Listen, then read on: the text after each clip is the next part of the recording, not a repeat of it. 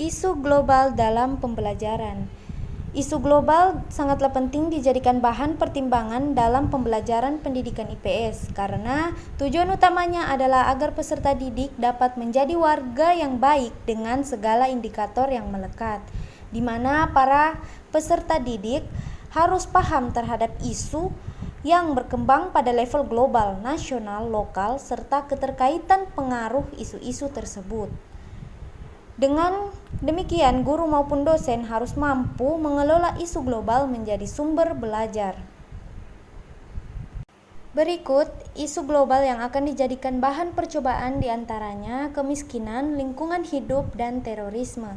Pertama, kemiskinan. Kemiskinan ditandai dengan ketidakberdayaan masyarakat dalam hal ketidakmampuan memenuhi kebutuhan dasar seperti pangan dan gizi, ketidakberdayaan melakukan kegiatan usaha produktif, ketidakberdayaan menjangkau akses sumber daya sosial dan ekonomi, ketidakmampuan menentukan nasibnya sendiri, serta senantiasa mendapat perlakuan diskriminatif, ketidakmampuan membebaskan diri dari mental dan budaya miskin, serta senantiasa merasa mempunyai martabat dan harga diri yang rendah.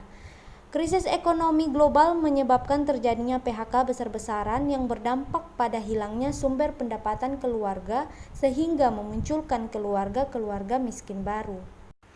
Peperangan dan kerusakan lingkungan menjadi salah satu pemicu gelombang kemiskinan dan terus menjadi isu-isu global. Banyak lembaga internasional seperti World Bank, UNDP, ILO, dan UNICEF yang menaruh perhatian pada permasalahan kemiskinan global, sehingga pengentasan kemiskinan menjadi salah satu prioritas programnya. Masyarakat dunia harus bergandengan tangan dalam mengatasi kemiskinan. Assalamualaikum warahmatullahi wabarakatuh. Saya di sini akan membawakan materi atau melanjutkan materi. 2. Lingkungan hidup. Undang-Undang Republik Indonesia Nomor 32 Tahun 2009 tentang perlindungan pengelolaan lingkungan hidup dan kesatuan ruang dengan semua benda, daya, keadaan dan makhluk hidup, termasuk manusia dan pelakunya, yang mempengaruhi alam itu sendiri, kelangsungan kehidupan dan kesejahteraan manusia serta makhluk hidup lain. A. Pertumbuhan penduduk. Tingginya jumlah penduduk yang menyebabkan bertambahnya kompleksitas permasalahan lingkungan hidup di muka bumi ini. Menurut Ferdinand Asmin tahun 2014, perilaku konsumsi, pola produksi dan distribusi sumber daya dalam antar negara selalu berubah, sedangkan kualitas dan kuantitas lingkungan sebagai penyangga kehidupan manusia juga cenderung menurun. B. Perubahan iklim global. Berdasarkan paparan PLH siklus ITS 2010, perubahan iklim adalah perubahan variabel iklim, khususnya suhu udara dan curah hujan yang terjadi secara berangsur-angsur dalam jangka waktu panjang antara 50 sampai 100 tahun. Kemudian lanjut. 3. Terorisme. Terorisme telah ada sejak manusia mengenal budaya dengan berbagai bentuk motivasinya. Nafsu berkuasa dan menguasai berbagai bentuk aset-aset ekonomi dan penyebaran ideologi merupakan embrio munculnya terorisme dalam berbagai bentuk. Unsur-unsur yang harus ada dalam pengertian terorisme adalah tindakan kekerasan yang mempunyai akibat kerusakan, kematian, ketakutan, ketidakpastian, dan keputusasaan massal. Ciri-ciri kekerasan dalam terorisme adalah A. Sistematis penggunaan pembunuhan, luka-luka atau kerugian, ataupun ancaman untuk mencapai tujuan akhir. Contohnya, penekanan pemerintah, kegiatan revolusioner, ataupun pengenalan. B. Fokus arah dan tujuan terorisme adalah untuk mencapai ketakutan, ketidaknyamanan, dan panik. Untuk ciri yang ketiga, C. teroris tidak terpisahkan secara acak dan tidak pandang bulu. D. Terorisme menggunakan metode penghancuran liar secara acak seperti bom mobil, kemudian bom paku, dan bom ganda adalah paling disukai oleh teroris. Terorisme tidak mengenal aturan ataupun kebiasaan berperang. Untuk ciri yang terakhir, E. Terorisme lebih bersifat ekspresif dan kekerasan. Begitupun terorisme membutuhkan pendengaran dan media. Assalamualaikum warahmatullahi wabarakatuh. Shalom, Om Swastiastu.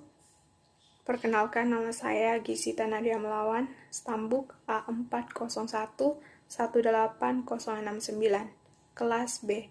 Di sini, materi yang saya bawakan adalah tantangan dan strategi pembelajaran IPS. Tantangan dan strategi pembelajaran IPS.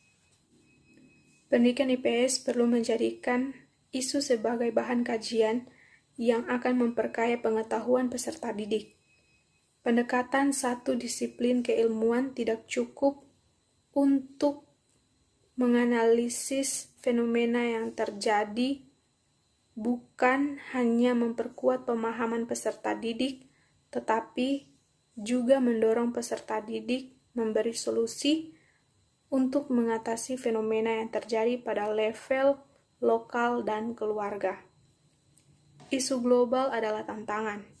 Tantangan adalah kondisi atau situasi eksternal yang harus dikelola sehingga menjadi sumber daya atau nilai lebih.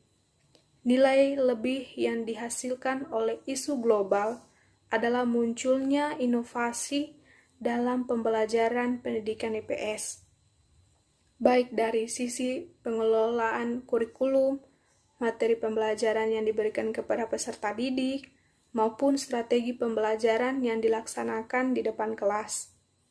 Karena ruang lingkup pendidikan IPS menyangkut kegiatan dasar manusia, maka bahannya bukan hanya mencakup ilmu-ilmu sosial humaniora, melainkan juga segala bergerak kegiatan dasar manusia seperti agama, sains, teknologi, seni, dan sebagainya, dan masih banyak lagi yang bisa memperkaya pendidikan IPS, meskipun diakui tidak mudah karena adanya hambatan keahlian, administrasi, penelitian, semangat, ilmiah, dinamika masyarakat, dan globalisasi.